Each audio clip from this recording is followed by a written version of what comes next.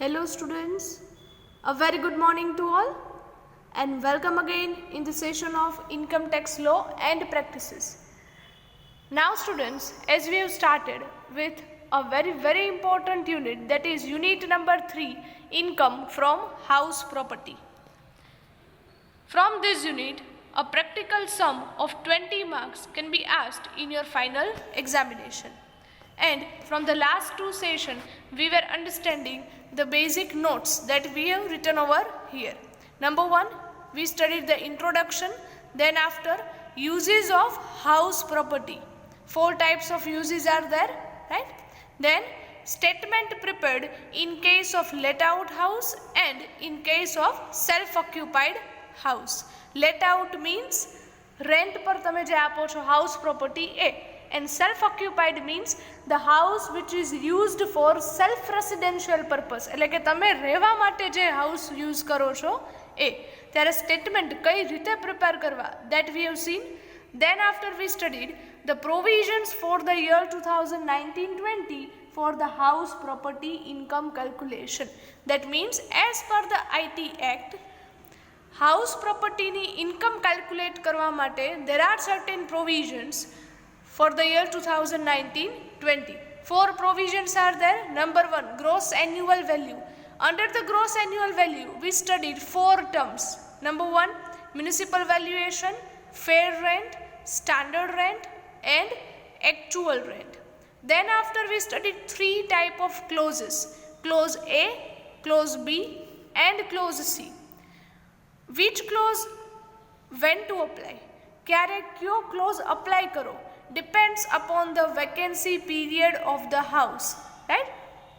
If no vacancy is there, જો vacancy નથી, આખું વર્ષ fully occupied છે house, then clause A and B. And if vacancy is there, જો vacancy છે, then clause A and C. Then after I have mentioned the formulas to find out the clauses. Formula number 1, clause A, second clause B. Then we can compare clause A and B. Then we have seen formula of clause C. Then comparison of clause A and C. 2 conditions are given, 2 circumstances can be there. C is greater than A and A is greater than A. C. કયા કેસમાં કઈ રીતે revised close C calculate કરવો અને લાસ્ટમાં comparison કરી how to find out the gross annual value that we have seen. અહીં સુધી આપણે બધું સમજેલ છે. Then after we studied the second provision, that is municipal taxes. આ પોઈન્ટ પણ આપણે સ્ટડી કરેલ છે, રાઈટ સ્ટુડન્ટ્સ? અહીંયા સુધીના ટોપિક્સ છે એ આપણે લાસ્ટ 2 સેશન્સમાં ડિસ્કસ કરેલા છે, right? In every session I am telling you, right, write down each and every slide as a part of your notes in the book. તમારી બુકમાં તમારે નોટ્સ તરીકે આ બધી જ સ્લાઇડ્સ છે લખવાની છે. Why? Because જ્યાં સુધી આ નોટ્સ નહીં લખો, યાદ નહીં રાખો, ત્યાં સુધી તમને એક પણ સમ્સ છે કેલ્ક્યુલેટ કરી શકશો નહીં. So be careful for that. From today onwards we are starting with the third provision, that is interest on loan. Loan for what? Loans તમે શેના માટે લ્યો છો? Generally in case of house property, the loan can be taken for the construction or purchase of the house. Loan છે કાં તો તમે એમના construction કે purchase કરવા માટે લ્યો છો. So here there are 4 type of loan which can be taken and which can be considered under the income from house property. તમને 4 પ્રકારની લોન છે આપેલ છે, right? Number 1, interest on construction or housing loan. That means when you want to construct the house, at that time you might or you may take a loan from a bank. And if you have taken such type of loan from the bank, then the interest paid on such loan taken can be available as deduction from the income from house property. આપણે જે આગળના 2 statement જોયેલા હતા, right, let out અને self occupied હાઉસના, એમાં ડિડક્શન્સમાં આપણે આ ફર્સ્ટ છે માઇનસ કરતા interest on construction on housing loan. So કેટલું ઇન્ટરેસ્ટ છે બાદ મળે સ્ટુડન્ટ્સ? બી કેરફુલ, હું લોનના અમાઉન્ટની વાત નથી કરતી. I am not talking about the principal amount of loan, I am talking about the interest on loan. અહીંયા તમને જે ડિડક્શન મળે છે એ છે ઇન્ટરેસ્ટ ઓન લોન, રાઈટ. તો ફર્સ્ટ છે interest on construction loan. The full amount cannot be claimed as a deduction, but the government has fixed the limit. Government એના માટે એક લિમિટ ફિક્સ કરી દીધી છે કે મેક્સિમમ 2 લાખ રૂપીઝનું ઇન્ટરેસ્ટ હોય તો એ તમને ડિડક્ટિબલ છે. સપોઝ 50,000 રૂપીઝ ઇન્ટરેસ્ટ છે પ્રીવિયસ યરમાં, then full 50,000 rupees can be claimed as a deduction. તો તમને પૂરેપૂરા 50,000 છે ડિડક્ટિબલ થાય. બટ તમને ઇન્ટરેસ્ટ છે પ્રીવિયસ યરનું 2,50,000. તમે પ્રીવિયસ યરમાં હાઉસિંગ લોનનું ઇન્ટરેસ્ટ પે કરો છો 2,50,000, છતાં પણ as per the income from house property provision તમને બાદ મળશે 2 લાખ રૂપીઝ. બાકીના જે 50,000 છે એના ઉપર તમારે ગવર્મેન્ટને ટેક્સ પે કરવાનો રહેશે. So this is the limit. Student must remember this one. Why? Because whenever we will calculate the sums you need to keep these limits in your mind. તમારા બધી લિમિટ્સ છે એ માઇન્ડમાં રાખવાની થશે, right. So interest on construction loan છે તો maximum કેટલા ડિડક્ટિબલ છે? 2 lakh rupees. Second one, interest on pre construction loan. Now first of all, what is pre construction? Construction પહેલાનો period. Then what is pre construction? Students must remember, pre construction period means the period starting from the borrowing money for the construction to the end of the last year in which the construction is completed. તમે જ્યારથી loan લ્યો છો construction માટેની ત્યારથી લઈ અને જ્યાં સુધી તમારું કન્સ્ટ્રક્શન પૂરું થાય છે જે યરમાં, એ યર સુધીનો જે પીરિયડ છે, જે ડ્યુરેશન છે, that is called pre construction period. And it is called pre-construction loan. So, if you have taken any pre-construction loan, then the interest paid on such loan is also claimed as a deduction. But how much? Ketlu? There are two conditions. Number one, here you can see, if the construction is completed before 1/4/2015. Students must remember this date. આ date ખાસ યાદ રાખજો, right? કે જો તમારું construction એ 1/4/2015 પહેલાં જ complete થઈ જાય છે, દેન નોટ ડિડક્ટેબલ ટુ બી ઇગ્નોર્ડ. તો તમને જો ક્વેશ્ચનમાં આવું કોઈ પણ ઇન્ટરેસ્ટ આપેલું હોય પ્રી કન્સ્ટ્રક્શન લોનનું, તો એ તમને ડિડક્ટેબલ છે નહીં. તમને ક્વેશ્ચનમાં આપેલું હશે પ્રી કન્સ્ટ્રક્શન ઇન્ટરેસ્ટ 20,000 રૂપીઝ, પછી તમને નીચે એમ આપેલું હોય કે year of completion of construction, construction પૂરું થાય છે યર તમને આપેલું છે 2010-11. તો 10-11 મીન્સ બિફોર 1/4/2015. તો એ 20,000 રૂપીઝનું જે ઇન્ટરેસ્ટ છે તમારે ડિડક્ટ કરવાનું નથી. It is to be ignored. Second point, if the construction is completed on or after 1/4/2015. જો તમારું કન્સ્ટ્રક્શન એ 1/4/2015ના અથવા તો એના પછી કમ્પ્લીટ થયેલું છે, દેન 20% અમાઉન્ટ ડિડક્ટેબલ. તો તમને ટોટલ જે પણ ઇન્ટરેસ્ટ આપેલું હોય એના 20% અમાઉન્ટ છે એ તમે ડિડક્ટ કરી શકો. સપોઝ 20,000 રૂપીઝ ઇન્ટરેસ્ટ આપેલું છે, યર ઓફ કન્સ્ટ્રક્શન કમ્પ્લીટેડ એ આપેલું છે તમને 2018-19. That means after 1/4/2015. તો 20,000 રૂપીઝનું જે ઇન્ટરેસ્ટ છે એના 20% 4,000 રૂપીઝ તમે ડિડક્શન તરીકે બાદ કરી શકો છો. This is the conditions given for the interest on pre-construction loan. યાદ રાખજો, પ્રી કન્સ્ટ્રક્શન લોનમાં તમારે ડેટ્સ પરથી ડિસાઇડ કરવાનું છે. બિફોર 1/4/2015 હોય તો ઇગ્નોર, ઓન ઓર આફ્ટર 1/4/2015 હોય તો 20% amount deductible. Third type of loan is interest on repairs or renovation loan. Suppose after a certain year you are doing or undertaking the repairing or renovation of any house property, right? In that case, if you have taken any loan for the renovation purpose. જો તમે કોઈ બેંકમાંથી loan લીધેલ છે શેના માટે? For the renovation or repairing of the house property, તો એના પરનું ઇન્ટરેસ્ટ છે એ પણ ગવર્મેન્ટ તમને બાદ આપે છે. It is also deductible, but how much? Again there is a limit for this. Here you can see maximum ₹30,000 are deductible. યાદ રાખજો સ્ટુડન્ટ્સ, રિપેર્સ કે રિનોવેશન લોનનું ઇન્ટરેસ્ટ મેક્સિમમ 30,000 સુધીનું જ ડિડક્ટિબલ છે, નોટ મોર દેન ધીસ. જો તમને ક્વેશ્ચનમાં રિપેર્સ લોન ઇન્ટરેસ્ટ એ 50,000 આપે છે તો તમારે ડિડક્ટ કેટલા કરવાના થશે? Only 30,000, right? જો તમને ક્વેશ્ચનમાં ઇન્ટરેસ્ટ ઓન રિપેરિંગ લોન આપે છે ₹20,000, તો બિલો 30,000 છે, દેટ મીન્સ પૂરેપૂરા ડિડક્ટિબલ થશે. સો just keep this in your mind, right? And last, fourth type of loan, that is interest on loan taken to pay municipal taxes. Students, જો આ કઈ ટાઈપની લોન છે? Try to understand this, right? You have taken a loan for the purpose of paying the municipal taxes. હવે આ municipal taxes એટલે શું? આપણે સ્ટાર્ટિંગમાં જ વાત થયેલ છે, રાઈટ? તમારી ગ્રોસ એન્યુઅલ વેલ્યુમાંથી આપણે સ્ટેટમેન્ટમાં મ્યુનિસિપલ ટેક્સીસ છે બાદ કરતા. જો કોઈ વ્યક્તિએ વર્ષો વર્ષ ચૂકવી નથી શકતી મ્યુનિસિપલ ટેક્સીસ, ઘણી વખત એવું બને છે કે ઘરના ટેક્સ છે ખૂબ ચડી ગયા હોય, તમે પે નથી કરી શકતા, પછી આફ્ટર સર્ટેન યર્સ એની અમાઉન્ટ એટલી બધી વધી જાય કે એ કદાચ પે કરવા માટે તમારી કેપેસિટી ન હોય તો તમે મ્યુનિસિપલ ટેક્સીસ પે કરવા માટેની પણ લોન લ્યો છો બેંકમાંથી.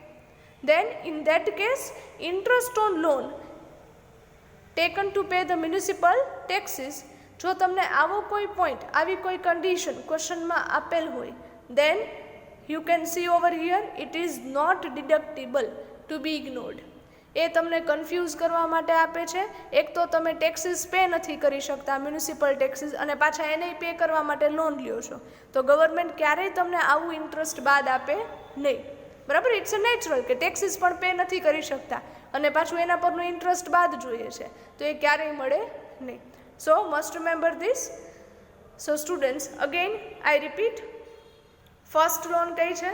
interest on construction loan, maximum limit 2 lakh rupees. then interest on pre-construction loan before 1/4/2015 હોય તો ignore, on or after 2015 હોય તો 20% deductible. third, interest on repairs or renovation loan, maximum limit 30,000 and interest on loan to pay municipal taxes not deductible, to be ignored. So students, this is our third provision, that is interest on loan. Now fourth, okay, before starting with the fourth one, there are certain important points for the interest on loan. Must remember, point number 1, interest on loan is deductible whether it is paid or unpaid. જો તમને ક્વેશ્ચનમાં interest on loan અને into bracket આપેલ હોય unpaid, તો પણ તમારે કેલ્ક્યુલેશનમાં એ consider કરવાનું છે, because government is allowing the interest on loan as a deduction whether it is paid or unpaid. એ પેડ હોય કે અનપેડ, ચૂકવેલું હોય કે ચૂકવવાનું બાકી હોય, ગવર્મેન્ટ તમને ઇન્ટરેસ્ટ છે એ બાદ આપે છે. સેકન્ડ છે, interest on loan is deductible only for the relevant previous year and not for any other past years. That means કે suppose current assessment year છે 2020-21, અત્યારે અસેસમેન્ટ યર ચાલે છે 2021, તો એમના માટે પ્રીવિયસ યર કયું છે? 2019-20. તો આ 2019-20નું જ તમને ઇન્ટરેસ્ટ છે બાદ મળે. જો તમને ક્વેશ્ચનમાં કોઈ પાસ્ટ યર્સના એટલે કે એની પહેલાંના એની આગળના કોઈ વર્ષોનું ઇન્ટરેસ્ટ આપેલું હોય તો યાદ રાખજો એ આપણે ડિડક્ટ કરવાનું નથી. મસ્ટ રિમેમ્બર, તમને આપેલું હોય 2015-16 interest on loan, then it is to be ignored, not deductible. Only relevant previous યરનું જ ઇન્ટરેસ્ટ ઓન લોન છે એ ડિડક્ટિબલ થશે. Keep this in your mind. Last and fourth provision, that is miscellaneous provisions, or rather we can say it other provisions. એ સિવાય વધારાની કેટલીક provisions છે. Number 1, if the municipal taxes are given in the form of a percentage, જો તમને ક્વેશ્ચનમાં municipal taxes એ રૂપીઝમાં નહીં પણ પર્સન્ટેજમાં આપે છે 10%, 20%, etc. then the percentage should be applied on the municipal valuation of the house. જો તમને પર્સન્ટેજ આપે છે તો એ પર્સન્ટેજ તમે શેના કેલ્ક્યુલેટ કરો છો? ઓલવેઝ રિમેમ્બર, તમને ક્વેશ્ચનમાં હાઉસ પ્રોપર્ટીની મ્યુનિસિપલ વેલ્યુ છે આપેલું હશે, તો એ મ્યુનિસિપલ વેલ્યુના જ તમારે પર્સન્ટેજ છે કરવાના છે. મ્યુનિસિપલ ટેક્સીસ શેના પર કેલ્ક્યુલેટ થશે? On municipal valuation. યાદ રાખજો, right? Municipal taxes on municipal valuation. જ્યારે પર્સન્ટેજમાં આપે ત્યારે એ જ રીતે કેલ્ક્યુલેટ થશે, બીજી એક પણ વેલ્યુ પર નહીં. Second point, when only one house property is used for own residential purpose, it is treated as self-occupied house. હવે students, try to understand. Suppose one question is there. એક ક્વેશ્ચન છે જેમાં તમને 3 હાઉસીસ આપે છે, 3 મકાન આપે છે. First house number 1 let out, second house let out, third one self occupied. તો અહીંયા 3માંથી હાઉસ પ્રોપર્ટી સેલ્ફ ઓક્યુપાઈડ કેટલી છે? Only 1. Then it is to be treated as self occupied house. તો એ એકને તમારે સેલ્ફ ઓક્યુપાઈડ તરીકે જ ટ્રીટ કરવાની રહેશે. Second point, when 2 house properties are used for own residential purpose, both properties are treated as self-occupied properties. Suppose તમને ક્વેશ્ચનમાં 3 house છે, ફર્સ્ટ છે લેટ આઉટ, સેકન્ડ છે સેલ્ફ ઓક્યુપાઈડ, થર્ડ પણ છે સેલ્ફ ઓક્યુપાઈડ. તો અહીંયા કેટલી હાઉસ પ્રોપર્ટી સેલ્ફ ઓક્યુપાઈડ છે? 2. House number 2 and 3. તો બંનેને તમારે સેલ્ફ ઓક્યુપાઈડ તરીકે ટ્રીટ કરવાની રહેશે. Next point, but when more than 2 house properties are used for self-residential purpose. હવે સમજજો સ્ટુડન્ટ્સ, ખાસ પે અટેન્શન. જો તમને ક્વેશ્ચનમાં 4 હાઉસ પ્રોપર્ટી આપેલ છે, 4માંથી એક જ લેટ આઉટ છે, બાકીની 3 છે સેલ્ફ ઓક્યુપાઈડ છે, ત્યારે શું કરવું? મેક્સિમમ 2 હાઉસ પ્રોપર્ટીને તમે સેલ્ફ ઓક્યુપાઈડ તરીકે કન્સિડર કરી શકો છો. એ પ્રોવિઝન છે એક્ટમાં કે મેક્સિમમ 2 હાઉસને જ સેલ્ફ ઓક્યુપાઈડ તરીકે રાખી શકો. જો મોર દેન 2 હાઉસ હોય સેલ્ફ ઓક્યુપાઈડ તરીકે, ત્યારે read this sub point number 1. Only 2 houses are treated as the self occupied according to the choice of the owner. તો એ 3માંથી કોઈ પણ 2 જ હાઉસને તમે સેલ્ફ ઓક્યુપાઈડ તરીકે ડિસાઇડ કરી શકો. અને એ કોણ ડિસાઇડ કરે? At per the choice of the owner. એના જે ઓનર છે એમની ચોઇસ પ્રમાણે કોઈ પણ 3માંથી 2ને સેલ્ફ ઓક્યુપાઈડ તરીકે ડિક્લેર કરી શકે. And remaining house properties will be treated as deemed let out house property. Students, very very important point, right? Suppose 3માંથી 3 સેલ્ફ ઓક્યુપાઈડ છે, તો કોઈ પણ 2 હાઉસ પ્રોપર્ટીને ઓનર છે એ સેલ્ફ ઓક્યુપાઈડ તરીકે ટ્રીટ કરી શકે. તો જે બાકીની જે થર્ડ પ્રોપર્ટી છે કે જે એકચ્યુઅલમાં તો સેલ્ફ ઓક્યુપાઈડ જ છે, બટ એને હવે તમે કન્સિડર સેલ્ફ ઓક્યુપાઈડ તરીકે નહીં કરી શકો, તો એને શું કહેવાય? It is considered as the deemed let out house property. What is deemed let out? એકચ્યુઅલમાં લેટ આઉટ નથી, એકચ્યુઅલમાં તો સેલ્ફ ઓક્યુપાઈડ જ છે, બટ તમે લેટ આઉટ છે એવું માનો છો. અહીંયા deemed let out means you are assuming as an let out house property. તમે એને લેટ આઉટ છે એવું અઝ્યુમ કરો છો, એવું માનો છો, એને કહેવાય deemed let out. I hope student it is clear to you. Maximum 2ને જ સેલ્ફ ઓક્યુપાઈડ કહી શકશો, અને જો એનાથી વધારે જે સેલ્ફ ઓક્યુપાઈડ પ્રોપર્ટીઝ હોય એને શું કહેશો? Deemed let out. Last point, if any amenities or facilities are provided by owner of the house property, then it is deducted from the annual actual rent receivable. What do you mean by this? આનો meaning શું છે? Most of the time એવું બને કે તમે જે house property rent પર આપો છો એ હાઉસ છે ફૂલ્લી ફર્નિશ્ડ છે, એટલે કે એકદમ ફર્નિચર સહિત તમે રેન્ટ ઉપર આપેલું છે, રાઈટ?